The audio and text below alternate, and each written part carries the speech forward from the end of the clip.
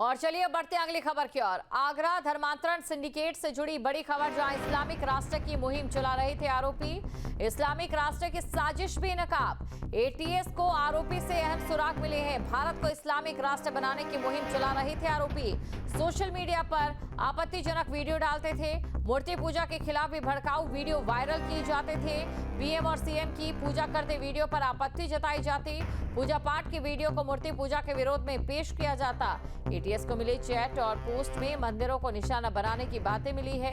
कट्टरपंथी प्रचार और हिंदू मान्यताओं का विरोध करने की रणनीति सामने आई है। तो किस तरीके से यहाँ पर जो है ब्रेन वॉश करने का काम किया जा रहा था। मूर्ति पूजा का विरोध सोशल मीडिया पर किया जाता था और ब्रेन वॉश करने का काम जो है वो किया जा रहा था।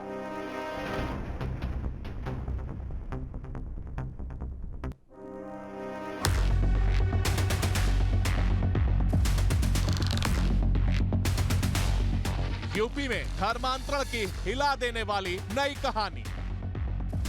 आगरा में धर्मांतरण के बड़े सिंडिकेट का भंडाफोड़। दो सगी बहनों का केरल स्टोरी पैटर्न पर धर्मांतरण। धर्मांतरण के लिए दो सगी बहनों का किया ब्रेन वॉश। 5 देशों से भारत में धर्मांतरण के लिए फंडिंग। 6 राज्यों से जुड़े धर्मांतरण नेटवर्क का पर्दाफाश। आईएसआई कनेक्शन की भी हो रही जांच। अवैध धर्मांतरण की ये नई कहानी आपको जरूर झकझोर कर रख देगी। आगरा के सदर बाजार इलाके के एक घर में बिल्कुल एक थ्रिलर फिल्म की तरह रोमांचक कहानी रची गई। इस कहानी के केंद्र में है दो सगी बहन, जिन्होंने सपने में भी नहीं सोचा होगा कि वो एक बहुत ही बड़े षड्यंत्र का मोहरा बनने जा रही है। धर्मांतरण की इस कहानी में कई पेज हैं जो काफी चौंकाने वाले हैं। दरअसल 2021 में आगरा की एक लड़की का ब्रेन वॉश किया, फिर उसका धर्मांतरण करवाया गया था, लेकिन लड़की के परिवार वाले उसे घर ले आए थे। घर आने के बाद लड़की का व्यवहार बदल गया था। बड़ी बहन ने छोटी बहन का भी ब्रेन वॉश कर दिया था। 24 मार्च को दोनों बहनें घर से चली गई। और 2024 मार्च से मेरी जो बेटी लापता थी वो बिना बताए चली गई थी। हम सत्संग में गए थे तो बिना बताए चली गई थी, क्योंकि वो मुस्लिम युक्ति के इन्फ्लुएंस में थी। बस उनको लगता था कि इससे बड़ा कोई वो नहीं है। जैसा उनको गाइड सिखाया जा रहा था वो वैसे ही सीख रही। पढ़ी लिखी। मेरा से एक संदेश है देश की समस्त माता पिता और बेटियों को, जो इसका हम क्या है इस तरह के दरिंदों से दूर रहे, इन दरिंदों के हमेशा सतर्क रहे। वो अपने धर्म का ज्ञान अपने धर्म के प्रति बताता रहे, क्योंकि हमारी समय कैसा होता है नौकरी का और उसका, जिससे कि उसका हम इतना समय नहीं दे पाते। स्कूल में बच्ची युक्तियाँ आती हैं, शाम को आके थक जाती है, सो जाती है अपने। इसके लिए हम ज़्यादा से ज़्यादा अपनी बेटियों को, अपने बेटों को उसके बारे में अपनी शिक्षा प्रदान करें। धर्मांतरण गैंग की शिकार लड़कियों के पिता ने इस मामले में सीएम योगी को धन्यवाद दिया और बताया कि उनकी बेटियों की फिलहाल काउंसलिंग की जा रही है। आदरणीय मुख्यमंत्री श्री योगी आदित्यनाथ जी का सहृदय धन्यवाद करता हूं कि उन्होंने समय रहते हुए अपनी शीघ्र कार्रवाई करते हुए ये प्रकरण का उजागर किया है और इसके अंदर जो दोषी हैं उनको कड़ी से कड़ी सजा दी है। इसके अलावा मैं इस समय बेटियां कहाँ हैं? अभी पुलिस कस्टडी में, काउंसलिंग होगी तब बातचीत हुई है। हाँ, बातचीत होती है। अच्छा, क्या कहना है उनका बेटियों का?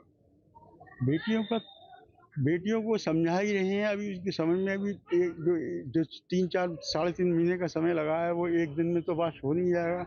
इसलिए उनकी नीट काउंसलिंग की बहुत आवश्यकता है और उसको हम करा रहे हैं और कराएंगे। और ऐसा भविष्य में ऐसी कोई गलत कदम ना उठाएं, ऐसा हम उनको प्रेरित करें।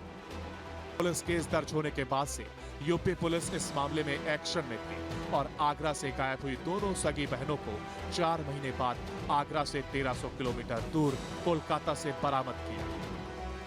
धर्मांतरण को लेकर हाल ही में एक फिल्म रिलीज हुई थी जिसका नाम था द केरल स्टोरी। इस फिल्म में दिखाया गया कि किस तरीके से युवतियों को प्रलोभन दिया जाता है, उनका ब्रेन वॉश किया जाता है और उसके बाद उनका धर्मांतरण किया जाता था। इसी तरीके से आगरा में भी 2 सगी बहनों का ब्रेन वॉश किया गया, उनका धर्मांतरण कराया गया। ये दोनों बहनें 2025 यानी कुछ माह पहले ही आगरा से गायब हुई थी और उसके बाद थाना सदर में इनकी गुमशुदगी दर्ज की गई थी और लगातार इनकी तलाश की जा रही थी।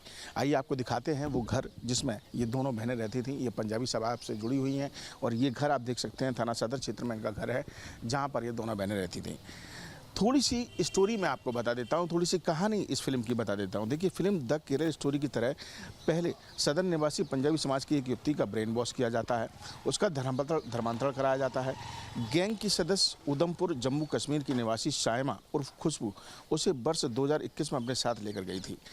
खुशबू खंडारी कैंपस में पढ़ाई कर रही थी और उस समय तो लड़की को किसी तरीके से, लड़की के जो परिजन थे उसे किसी भी तरीके से तलाश कर बेटी को घर वापस ले आते हैं।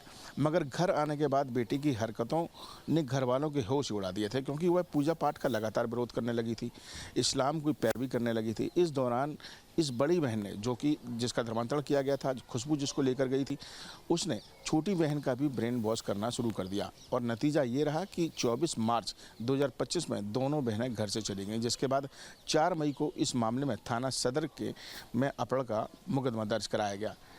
अब इस पूरे मामले की अगर बात की जाए तो इस पूरे मामले में लगातार पुलिस तलाश कर रही थी, सर्विलांस की टीमें लगातार लगाई गई थी। पश्चिम बंगाल से इस धर्मांतरण के तमाम सारे मामले सामने आए थे और लगातार दबिश दी जा रही थी। अब कई आरोपियों को पकड़ लिया गया है और दोनों लड़कियों को बरामद भी कर लिया गया है, लेकिन इस मामले के तार जो हैं वो ISIS से भी जुड़े लगते हैं।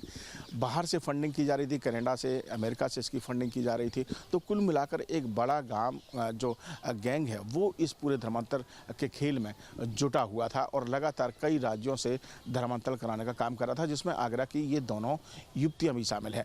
फिलहाल हम इस घर पर हैं जिसमें ये दोनों बहनें रहा करती थीं।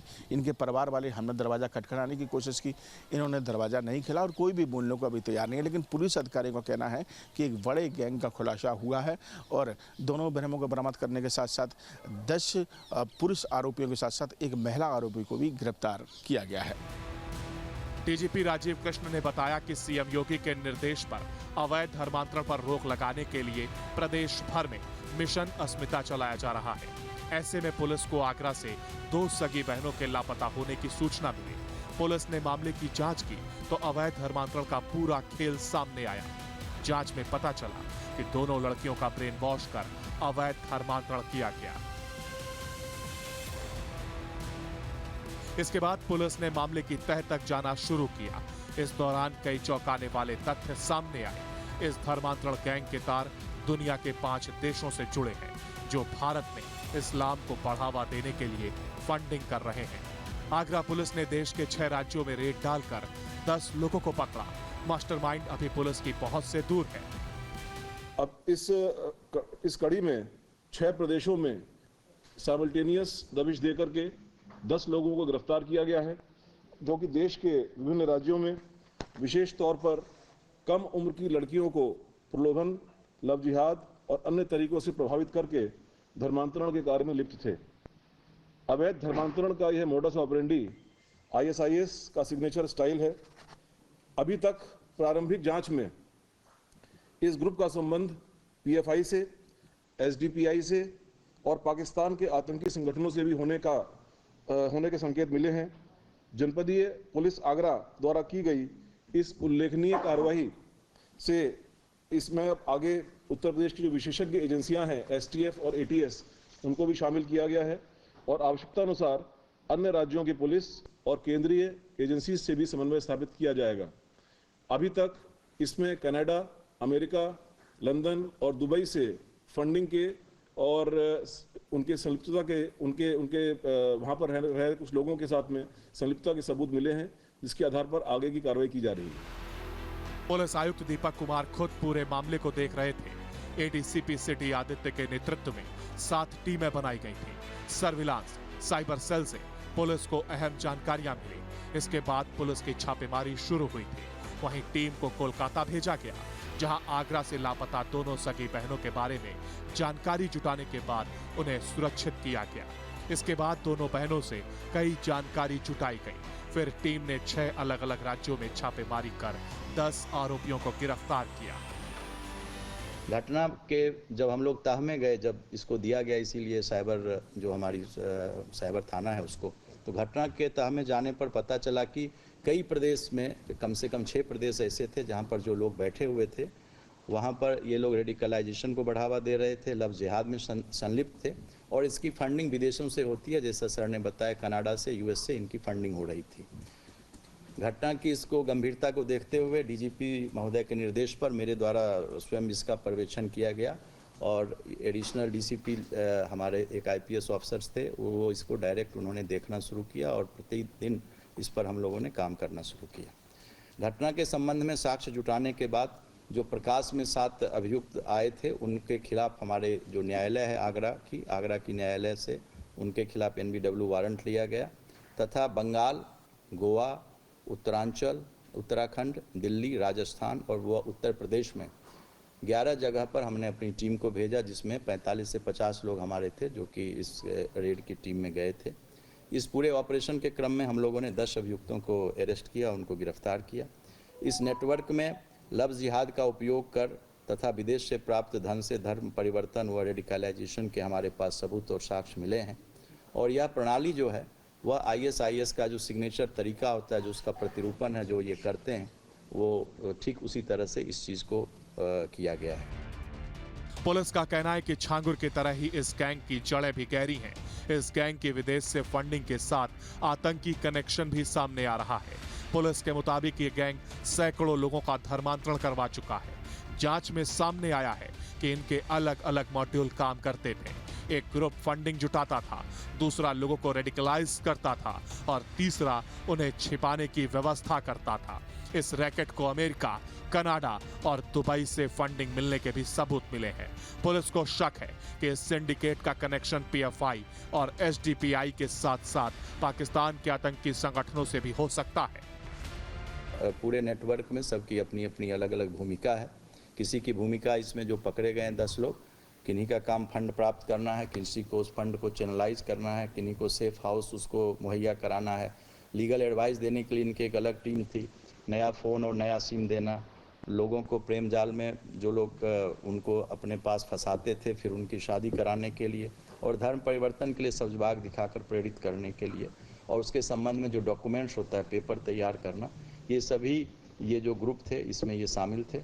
अभी विवेचना हमारी शुरुआती स्टेज में है। सवाल है कि आगरा की दोनों बहनों का ब्रेन वॉश कैसे हुआ, वो कैसे कोलकाता तक पहुंचाई गई, आगरा समेत दूसरे राज्यों में फैले इस नेटवर्क से कैसे जुड़े।